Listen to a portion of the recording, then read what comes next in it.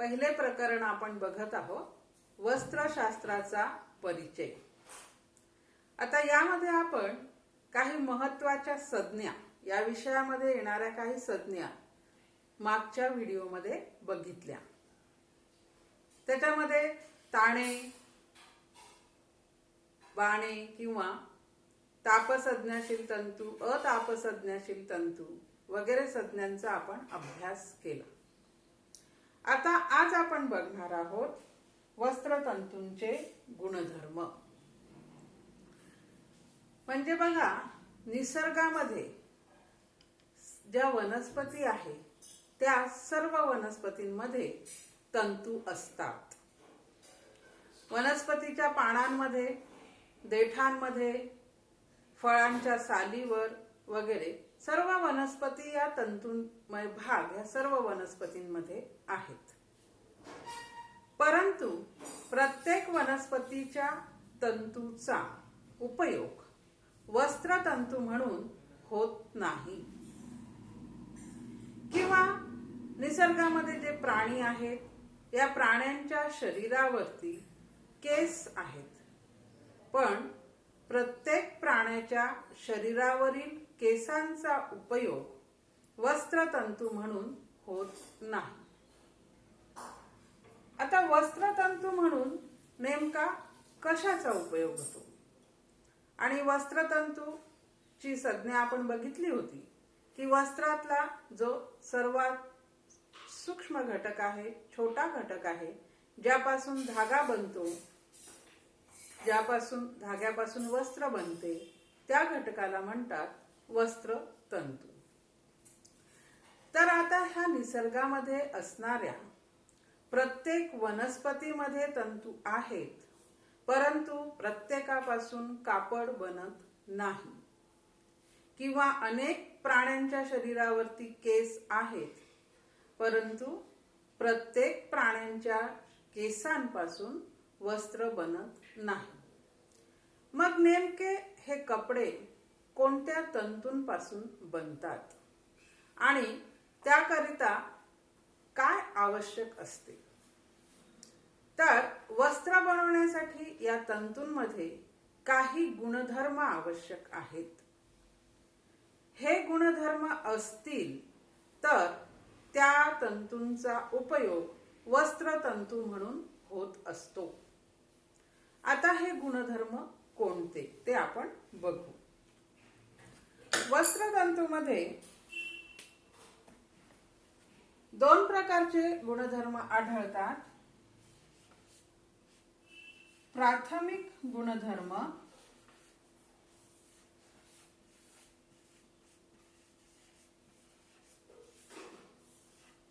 आणि दुसरे असतात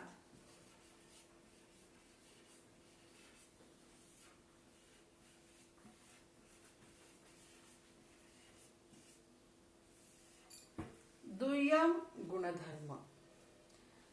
तर प्राथमिक गुणधर्म आणि दुय्यम गुणधर्म हे दोन प्रकारचे गुणधर्म आपल्या तंतूंमध्ये असतात।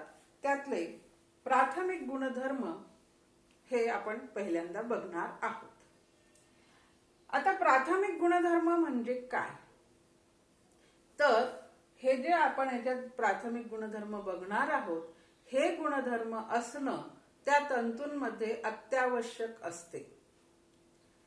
जर हे गुणधर्म तंतूंमध्ये नसतील तर त्या तंतूंचे वस्त्र बनत नाही। म्हणजे वस्त्रामध्ये असणारे अत्यंत आवश्यक गुणधर्म तंतूमध्ये असणारे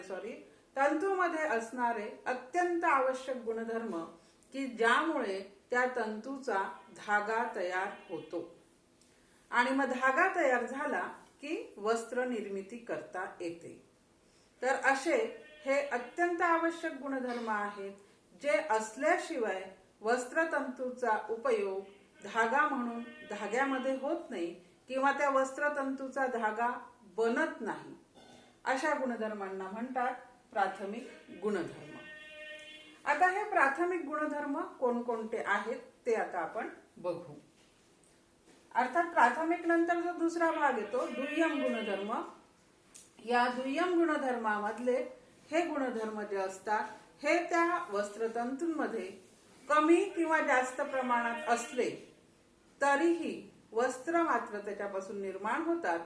त्याचे गुणधर्म, त्या कपड्याचे गुणधर्म वेगळे निर्माण होतात, कमी जास्त होतात. परंतु या दुय्यम गुणधर्मामध्ये असणारे जे मुद्दे येतील ते वस्त्रतंतूंमध्ये कमी असले, जास्त असले, एखादा नसला तरीही वस्त्र निर्माण होतात. त्यांना म्हणतात दुय्यम गुणधर्म. आणि जे गुणधर्म असणं आवश्यक आहे त्याशिवाय त्या तंतूपासून कापड निर्माण होत नाही अशा गुणधर्मांना म्हणतो आपण प्राथमिक गुणधर्म. आता हे प्राथमिक गुणधर्म आपण सुरुवातीला बघू.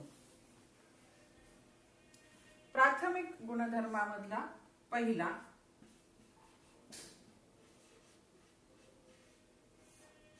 लांबी. पहिला गुणधर्म असतो लांबी.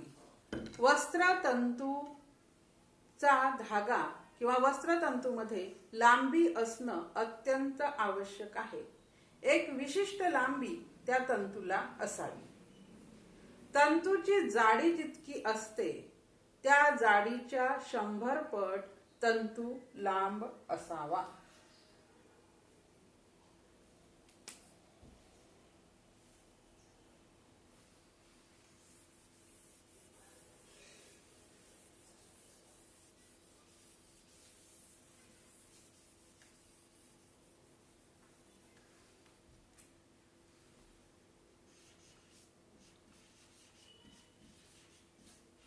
प्राथमिक गुणधर्म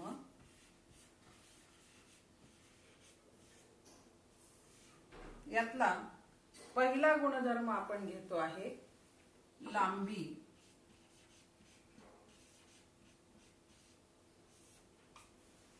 लांबीमध्ये आपण बघितलं तंतूच्या जाडीच्या 100 पट तो तंतू लांब असावा.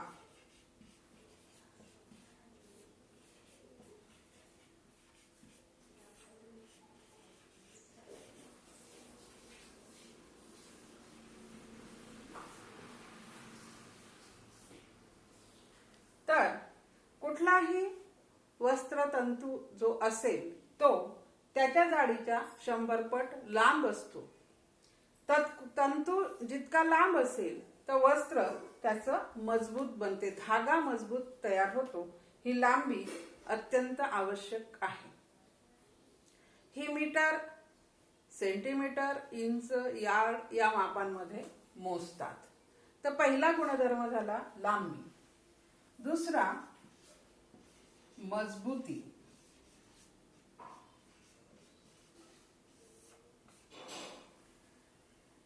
प्रत्येक तंतू हा मजबूत असणे अत्यंत आवश्यक आहे. कारण तंतूपासून ज्या वेळेला धागा बनतो आणि धाग्यापासून वस्त्र बनते त्यावेळेला त्याची मजबूती अत्यंत आवश्यक असते. ही जी प्रक्रिया आहे कताई म्हणजे धागा तयार करणे आणि वस्त्र विणणे या प्रक्रियांमध्ये त्या तंतूंवरती, त्या धाग्यांवरती ताण येत असतो. या प्रक्रियांमध्ये ते धागे टिकायला पाहिजे, त्यामुळे ते मजबूत असणं आवश्यक आहे. उत्पादन प्रक्रियेत त्याची मजबूती आवश्यक आहे. तसंच त्या कपड्याचा उपयोग करताना सुद्धा त्या कपड्यामध्ये मजबूती असणं अत्यंत आवश्यक असते. म्हणून दुसरा प्राथमिक गुणधर्म आहे मजबूती. आणि मजबूती जर असेल तर कपडे आपले मजबूत बनतील आणि टिकतील. तिसरा गुणधर्म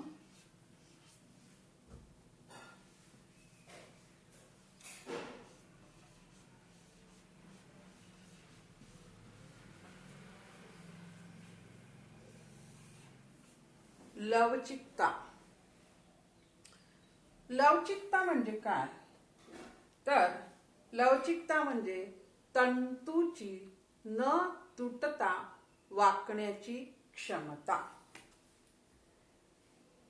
तंतूची न तुटता वाकण्याची क्षमता म्हणजे लवचिकता. आता बघा, एखादं वस्त्र आहे, हे वस्त्र आहे, याला आपण किती वाकवलं हे तुटत नाही, ही लवचिकता. इथे आपण एखादी अशी पट्टी घेतली, हिला वाकवता येत नाही आणि वाकवली तर ही तुटते. वस्त्रांमध्ये लवचिकता असणं अत्यंत आवश्यक आहे. आणि लवचिकता असेल तर त्या तंतूंना पीळ सुद्धा देता येतो. तंतूंपासून ज्या वेळेला धागा बनवायचा असतो त्यावेळेला त्या धाग्याला एक पीळ द्यावा लागतो. पीळ दिल्याशिवाय त्याचे धागे बनत नाही.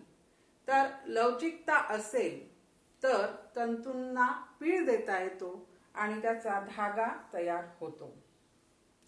तसंच कपड्याची जी परिधान क्षमता आहे, म्हणजे कपडे घातल्यानंतर त्यानंतर आपल्या शरीराच्या ज्या हालचाली आहेत त्या नीट होण्यासाठी त्या तंतूमध्ये लवचिकता असणं अत्यंत आवश्यक असते. शरीराच्या हालचालीनुसार आपले कपडे वळणं आवश्यक आहे. तसं जर नाही झालं तर तुम्हाला एक तर हालचाली करता येणार नाही, तर हालचाल केल्यानंतर प्रत्येक ठिकाणी तुमचं कापड फाटेल. म्हणून या तंतूमध्ये लवचिकता असणं अत्यंत गरजेचं आहे. म्हणून हा गुणधर्म आहे, प्राथमिक गुणधर्म आहे लवचिकता.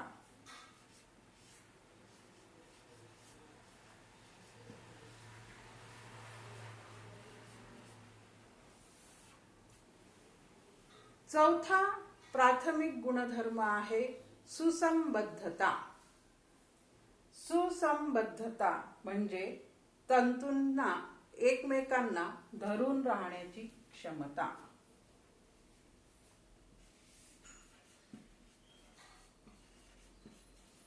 तंतूंची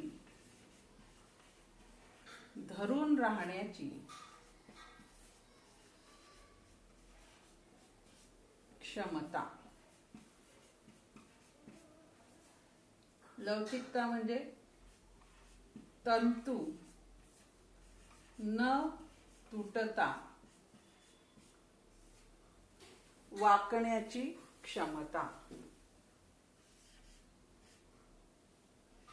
वळण्याची किंवा वाकण्याची क्षमता. लवचिकता म्हणजे तंतू न तुटता वाकण्याची क्षमता किंवा वळण्याची क्षमता.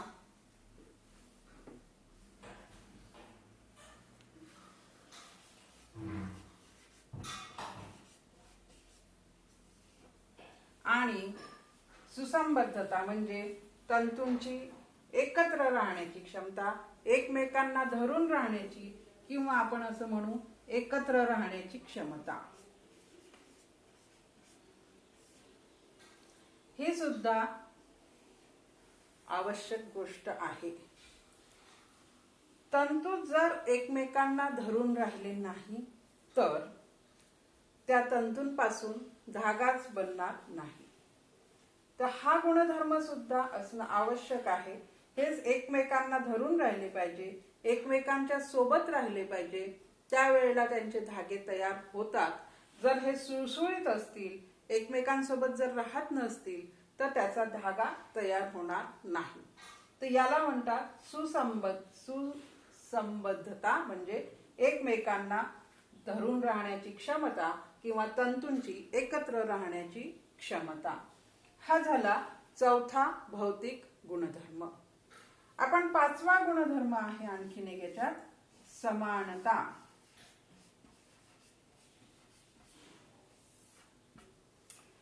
बघा विद्यार्थ्यांनो, समानता हे जे चार गुणधर्म आहे, या चार गुणधर्मांमध्ये एकसारखेपणा असेल तर त्या तंतूंचा कापड तयार होतो आणि त्याला म्हणतात समानता. म्हणजे हे जे लांबी, मजबूती, लवचिकता, सुसंबद्धता हे चार गुणधर्म एकत्र राहतील, एक समान असतील. एकत्र राहतील म्हटल्यापेक्षा हे एक समान असतील तर त्याचा धागा तयार करता येतो आणि त्या धाग्यापासून कापड तयार होते. म्हणून समानता असणं सुद्धा तंतूंमध्ये आवश्यक आहे. तर हे झाले तंतूंचे प्राथमिक गुणधर्म. पहिला गुणधर्म आहे लांबी. प्रत्येक तंतू त्याच्या जाडीच्या 100 पट लांब असेल तर त्या तंतूचा उपयोग वस्त्रतंतू म्हणून होऊ शकतो. लांबी जितकी जास्त असेल तितका मजबूत धागा तयार होतो. दुसरा गुणधर्म मजबूती. ही पुरेशी मजबूती असणे अत्यंत आवश्यक आहे. मजबूती ग्रॅम्स पर डिनियर या मापामध्ये मोजतात. वस्त्रतंतू मजबूत असल्याशिवाय त्याचा धागा निर्माण होत नाही. वस्त्र विणण्याच्या प्रक्रियेमध्ये धागा निर्माण करण्याच्या प्रक्रियेमध्ये तंतूंवर ताण असतो, त्यामुळे तो मजबूत असणं आवश्यक आहे. आणि वस्त्र वापरताना सुद्धा त्यात मजबूती असणं आवश्यक आहे. म्हणून आवश्यक गुणधर्म आहे तंतूंचा मजबूती. तिसरा गुणधर्म आपण बघितला लवचिकता. लवचिकता म्हणजे तंतू न तुटता वाकण्याची क्षमता. ही क्षमता असणं अत्यंत आवश्यक आहे. तंतू जर त्यांना पीळ द्यायचा असेल आणि तिथेच जर ते तुटत असतील तर त्याचा धागा तयार होणार नाही. आणि शरीराच्या हालचालीप्रमाणे सुद्धा तंतू वळायला पाहिजे. त्यामुळे लवचिकता हा गुणधर्म सुद्धा वस्त्रतंतूंचा मुख्य गुणधर्म आहे, प्राथमिक गुणधर्म आहे. चौथा गुणधर्म आपण बघितला सुसंबद्धता. सुसंबद्धता म्हणजे तंतूंची एकत्र राहण्याची क्षमता. हे ज्या वेळेला एकत्र राहतात त्याच वेळेला त्याचा धागा तयार होतो. तर ही क्षमता सुद्धा प्रत्येक वस्त्रतंतूमध्ये असते. ती असल्याशिवाय धागा निर्मिती होत नाही. पाचवा गुणधर्म आहे समानता. समानता म्हणजे हे जे वरचे 4 गुणधर्म आहेत, लांबी, मजबूती, लवचिकता आणि सुसंबद्धता, हे 4ही गुणधर्म त्यामध्ये समानता असली पाहिजे. त्या तंतूंमध्ये हे 4ही गुणधर्म जर समान असतील, त्यात समानता असेल तर त्या तंतूपासून धागा तयार होतो. मग या गुणधर्मांना म्हणतात प्राथमिक गुणधर्म.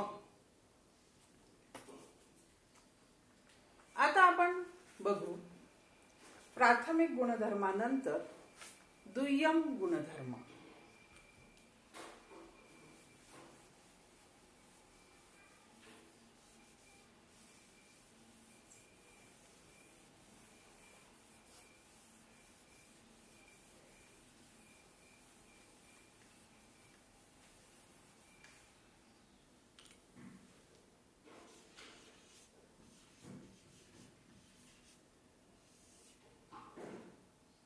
दुय्यम गुणधर्म.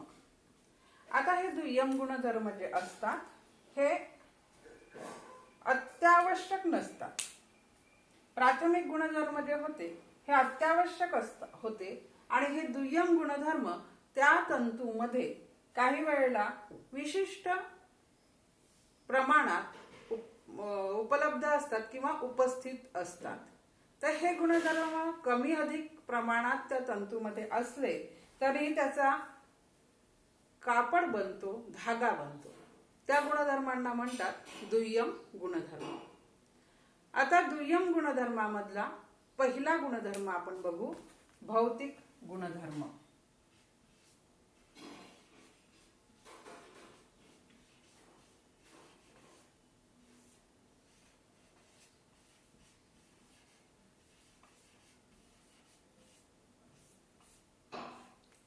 भौतिक गुण भौतिक गुणधर्म नाही, भौतिक स्वरूप.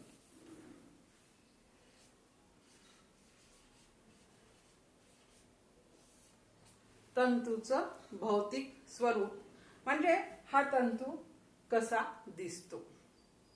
यामध्ये त्या तंतूची चमक, रंग आणि पोत हे 3 गुणधर्म असतात.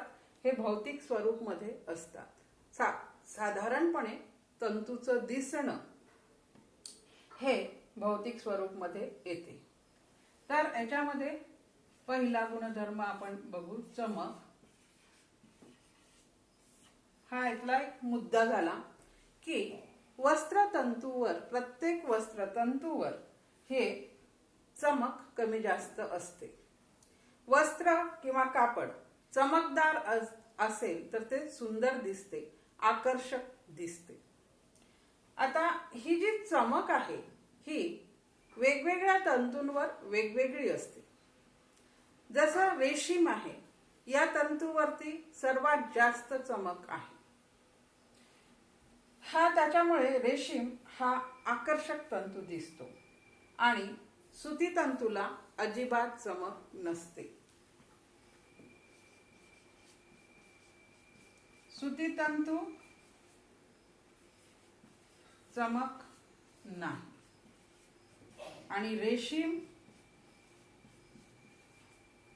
चमक आहे. म्हणजे बघा, चमक असणं किंवा नसणं याने फरक पडत नाही. कापड, धागा तयार होतो, परंतु या गुणधर्मामुळे रेशीम मात्र सुंदर आणि आकर्षक दिसतो. सुती तंतूंना चमक नसते, त्यामध्ये काही प्रक्रिया करून ती चमक निर्माण करतात आणि मानवनिर्मित तंतू हे चमकदार तंतू असतात. तर हा असा पहिला पॉइंट आहे भौतिक स्वरूप मधला, चमक. दुसरा ह्याच्यातला मुद्दा येतो रंग.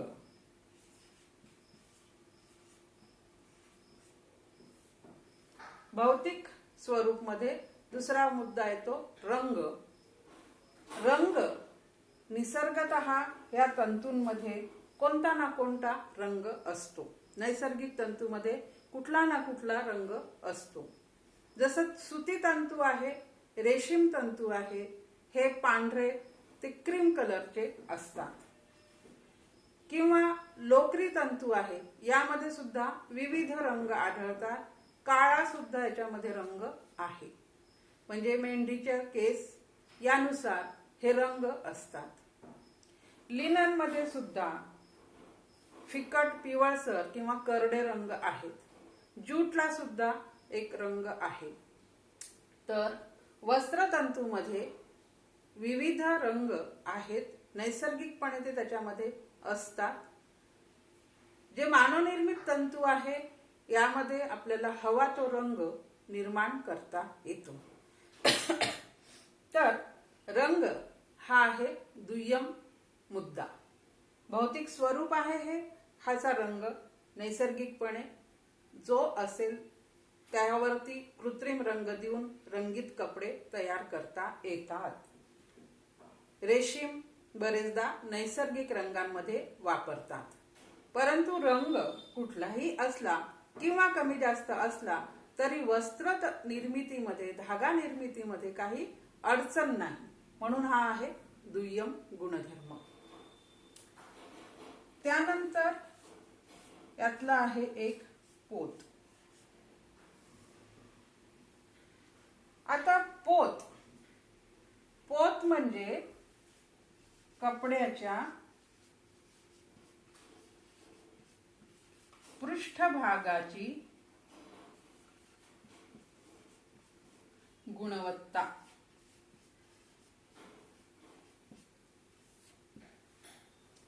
तर पोत हे कपड्याचा पृष्ठभाग कसा आहे त्याची ती गुणवत्ता असते. तो मऊ असतो, खरखरीत असतो. सहसा पोत स्पर्शाने आपल्याला जाणवते. कापड घेताना, बघताना आपल्याला सवय असते त्या वस्त्राला हात लावून बघायची. हात लावून आपण त्याचा पोत सहसा बघत असतो. ही त्या पृष्ठभागाची गुणवत्ता आहे त्या कपड्याची. तर प्रत्येक तंतूचा पोत हा सुद्धा वेगवेगळा असतो. जसं काही तंतू अतिशय मऊ असतात, रेशीम आहे, अत्यंत मऊ पोत असणारा तंतू आहे. सुती तंतू आहे किंवा सुती कापड आहे ते थोडं खरखरीत असते. आणि ज्यूट, काथ्या हे खडबडीत असतात.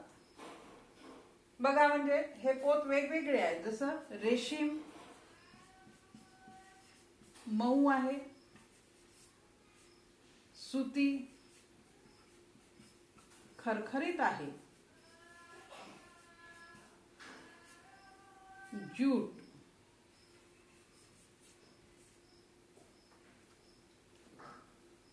खडबडीत आहे. म्हणजे प्रत्येक तंतूचं पोत वेगवेगळं आपल्याला इथे दिसते. हे तंतू मऊ आहेत, हे तंतू खरखरीत आहेत, हे तंतू खडबडीत आहेत, तरीही यांचे धागे निर्माण होतात. म्हणजे मुद्दा हा आहे की हे गुणधर्म कमी जास्त प्रमाणात किंवा वेगवेगळे असले तरीही वस्त्रतंतूचे गुणधर्म बदलतात, पण धागा निर्मितीमध्ये अडचण येत नाही. हे असे दुय्यम गुणधर्म. तर दुय्यम गुणधर्मामधला पहिला गुणधर्म आपण बघितला भौतिक स्वरूप. आणि भौतिक स्वरूप मध्ये पाहिला आपण 3 मुद्दे: चमक, रंग आणि पोत. चमक प्रत्येक तंतूची कमी जास्त आहे आणि मानवनिर्मित तंतूंची जास्त आहे. रंग, नैसर्गिक रंग प्रत्येक तंतूजवळ आहेत. विशेषतः नैसर्गिक तंतूमध्ये नैसर्गिक रंग आपल्याला वेगवेगळे आढळतात. मानवनिर्मित तंतू हव्या त्या रंगात निर्माण केल्या जातात. अर्थात मानवनिर्मित तंतू सुद्धा साधारणपणे पांढरे शुभ्र असतात. त्याच्यानंतर पोत. पोत हा त्या कपड्याचा पृष्ठभाग आहे, त्याची ती गुणवत्ता आहे. तो पृष्ठभाग कसा असतो तर तो तंतूच्या पोतवर अवलंबून आहे. काही तंतू मऊ असतात, काही तंतू खरखरीत असतात, काही तंतू खरबडीत असतात, तरीही त्यांचे कपडे तयार होतात. तर अशा प्रकारे पोत हा भौतिक स्वरूप मध्ये येतो. तर या पद्धतीने भौतिक स्वरूप मध्ये चमकदारपणा, रंग, त्या कपड्याचा पोत ह्या गुणधर्म असतात. आता यानंतर भौतिक स्वरूप मध्ये अनेक गुणधर्म आहेत. ते सविस्तर ते गुणधर्म आपण यानंतर घेऊ.